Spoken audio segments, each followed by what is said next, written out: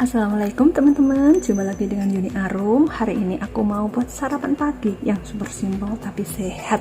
Apa saja bahannya? Oke, simak.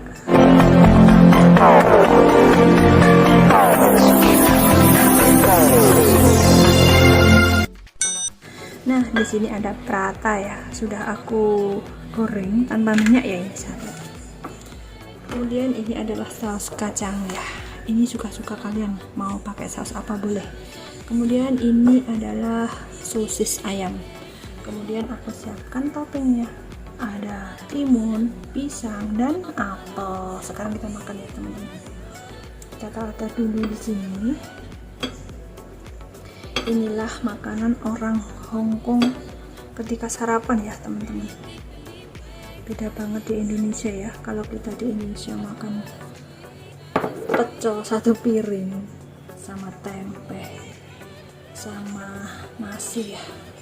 Nah, seperti ini ya sausnya kita tuangin dari atasnya.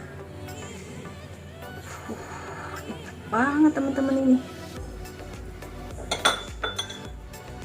Kemudian seperti ini ya, kemudian ini tutup.